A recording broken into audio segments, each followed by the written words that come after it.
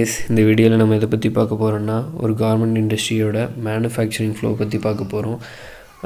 Empty வந்து ஆர்டரை confirm பண்ணதுக்கு அப்புறம் அதை மெர்ச்சன்டைசருக்கு கொடுப்பாரு. மெர்ச்சன்டைசர் அந்த ப்ராசஸ் எல்லாம் பிளான் பண்ணி சீக்வன்ஸ் பண்ணி அதை எக்ஸிக்யூட் பண்ணுவார். இனிஷியலாக அந்த ஆர்டருக்கு எவ்வளோ யான் தேவைப்படும் அப்படின்னு ஒரு எஸ்டிமேட் பண்ணி அந்த யானை பர்ச்சேஸ் பண்ணுவாங்க. அந்த யான் பர்ச்சேஸ் எதை பேஸ் பண்ணியெல்லாம் இருக்கும் அப்படின்னா ஃபேப்ரிக்கோட டைப், அது சிங்கிள் ஜெர்சியா இல்லை ரிப்பா இன்டர்லாக்கா இதெல்லாம் பேஸ் பண்ணியிருக்கும். செகண்ட் ஜிஎஸ்எம்மை பேஸ் பண்ணியிருக்கும், அதோட திக்னஸை பேஸ் பண்ணியிருக்கும். தேர்டு வந்து அதோட குவான்டிட்டி, எத்தனை கார்மெண்ட் நம்ம மேனுஃபேக்சர் பண்ண போகிறோம் அப்படின்றத பேஸ் பண்ணி இந்த யானை கேல்குலேட் பண்ணி பர்ச்சேஸ் பண்ணுவாங்க. செகண்ட், இந்த பர்ச்சேஸ் பண்ண யானை நிட்டிங் பண்ணுவாங்க. நிட்டிங்னா யானை ஃபேப்ரிக் ஃபார்மேஷனில் கன்வெர்ட் பண்ணுறது தான் நிட்டிங். நிட்டிங்கில் 2 டைப் இருக்குது. ஒன்று வார்ப் நிட்டிங், இன்னொன்று வெஃப்ட் நிட்டிங். வார்ப் நிட்டிங் அப்படின்னா ஃபேப்ரிக் வந்து ஃப்ளாட் சர்ஃபேஸாக இருக்கும். வெஃப்ட் நிட்டிங் அப்படின்னா ஃபேப்ரிக் வந்து டியூப்லர் ஃபார்மேஷனில் இருக்கும். இதை பற்றி நம்ம அப்கமிங் வீடியோஸில் பார்க்கலாம். அண்ட் நிட்டிங் முடித்ததுக்கப்புறம் நமக்கு கிடைக்கிற ஃபேப்ரிக்கை க்ரே ஃபேப்ரிக் அப்படின்னு சொல்லுவோம். க்ரே ஃபேப்ரிக் அப்படின்னா அதில் நேச்சுரலாக இருக்க ஆயில் கண்டென்ட்டும் வேக்ஸ் கண்டென்ட்டும் அதெல்லாம் அப்படியே தான் இருக்கும். ஸோ அதில் வாட்ரு அப்சர்வ் ஆகாது. அதாவது தண்ணி ஊற்றுனா அது உள்ளே அப்சர்வ் ஆகியிருக்கு, ரொம்ப நேரம் எடுக்கும். ஸோ அதோட ஆயில் கண்டென்ட் வேக்ஸ் கண்டென்ட்டை நம்ம ரிமூவ் பண்ணணும். அதுக்காக அவங்க ஸ்கவரிங் அப்படின்ற ஒரு ப்ராசஸ் பண்ணுவோம். ஸ்கவரிங் அப்படின்ற ப்ராசஸ் வந்துட்டு இந்த ஆயில் கண்டென்ட்டையும் வேக்ஸ் கண்டென்ட்டையும் ரிமூவ் பண்ணுறதுக்கான ப்ராசஸ். இது பண்ணதுக்கப்புறம் நம்ம ஒரு ட்ராப் வாட்டரை விட்டோம்னா வித்தின் 3 செகண்ட்ஸில் அது பெனிட்ரேட் ஆயிரும். அப்போ தான் ட்ரையிங்கும் பிரிண்டிங்கும் நம்மளால் பண்ண முடியும். ஸோ இதுக்கப்புறம் நமக்கு டையிங் பண்ணணும்னா டையிங்கோ இல்லை ஆல் ஓவர் பிரிண்ட் பண்ணணும்னா அந்த ஆல் ஓவர் பிரிண்ட்டோ அந்த ப்ராசஸை நம்ம பண்ணிக்கலாம். பண்ணதுக்கப்புறம் நம்ம காம்பேக்டிங்கிற ப்ராசஸ் பண்ணுறோம். காம்பேக்டிங் அப்படின்ற ப்ராசஸ் எதுக்காக நம்ம பண்ணுறோம் அப்படின்னா டையிங் இப்போது ஃபேப்ரிக்கை ஃப்ளாட்டாக வச்சு நம்ம டையிங் பண்ண மாட்டோம். அது கயிறு மாதிரி நல்லா முறுக்கி அதுக்கப்புறம் தான் டையிங்கிற ப்ராசஸ் பண்ணுவோம். ஸோ அந்த டைமில் அது நல்லா கசங்கி இருக்கும். ஸோ அந்த கசங்கின அந்த ஃபேப்ரிக்கை நமக்கு தேவையான வித்து அட்ஜஸ்ட்மெண்ட்டெல்லாம் பண்ணி அதை அப்படியே அயன் பண்ணுற மாதிரி ஒரு ப்ராசஸ், அதுதான் காம்பேக்டிங். அயன் பண்ணி கரெக்டாக நமக்கு தேவையான வித்தில் அதை செட் பண்ணுறது தான் காம்பேக்டிங்.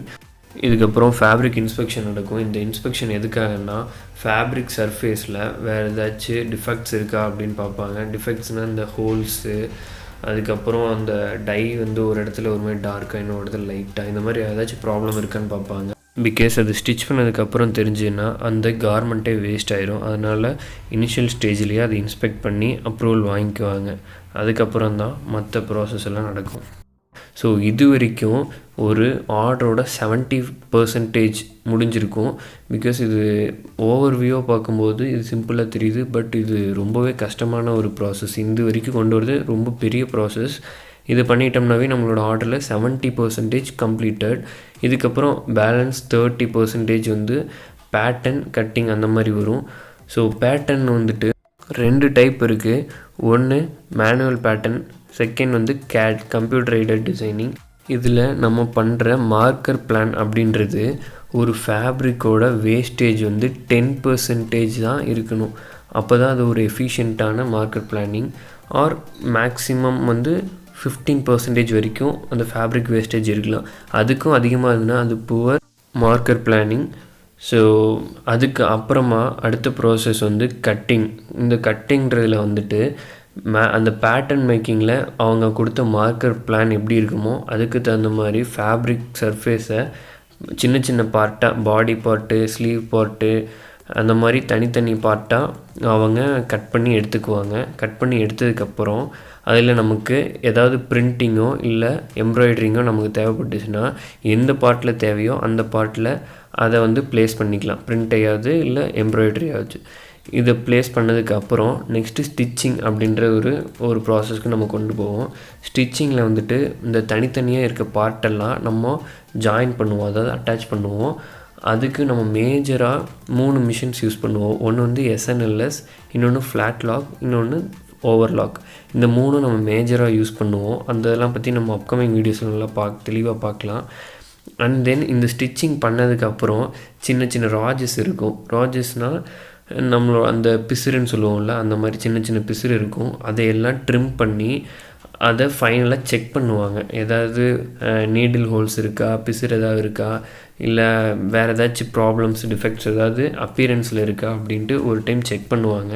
செக் பண்ணதுக்கு அப்புறம் அயனிங் அப்படின்ற ப்ராசஸ் போகும். அயனிங்னால் அந்த ஃபேப்ரிக்கை கார்மெண்ட்டை ஸ்டிச் பண்ணதுக்கு அப்புறம் அதோட அப்பியரன்ஸ்க்காக அதை நீட்டாக அயன் பண்ணுவாங்க. அயன் பண்ணதுக்கு அப்புறமா பேக்கிங்னால் அதை பாலி பேக்குள்ளே போட்டு டேக்ஸு அதுக்கு என்னென்ன தேவையோ அந்த டேக்ஸ் அதெல்லாம் வச்சு பாலி பேக்கில் கவர் பண்ணி அதை வந்துட்டு ஒரு காட்டன் பாக்ஸ்னால் அட்டைப்பெட்டி, அந்த அட்டைப்பெட்டியில் நீட்டாக பேக் பண்ணி அதுக்கு வெளியே அந்த உள்ளே இருக்க கார்மெண்ட்டோட டீட்டெயில்ஸ் எல்லாம் வெளியே ஒரு லேபிள், என்ன கார்மெண்ட் இருக்குது, என்ன கலரு, இந்த மாதிரி அதோட பேசிக் டீட்டெயில்ஸ் எல்லாம் ஒரு லேபிளில் வெளியே ஒட்டியிருப்பாங்க. லாஸ்ட்டாக ஃபைனல் இன்ஸ்பெக்ஷன் நடக்கும். ஃபைனல் இன்ஸ்பெக்ஷன் அந்த பையிங் ஏஜென்ட் மூலமாகவும் இருக்கலாம், ஆர்எல்ஸ் ஒரு தேர்ட் பார்ட்டி ஏஜென்சி மூலமாகவும் இருக்கலாம். இவங்க என்ன பண்ணுவாங்க அப்படின்னா, இந்த பையர் கேட்ட ரெக்குயர்மெண்ட்டுக்கு இவங்க பண்ணியிருக்க கார்மெண்ட்ஸ் இருக்கா அப்படின்னு ஒரு டைம் செக் பண்ணுவாங்க. இவங்க இன்ஸ்பெக்ட் பண்ணி ஒரு ரிப்போர்ட் கொடுத்து ஓகேன்னு சொன்னதுக்கு அப்புறம், அப்ரூவல் கொடுத்ததுக்கு அப்புறம் நம்ம ஷிப்மெண்ட் பண்ணலாம்.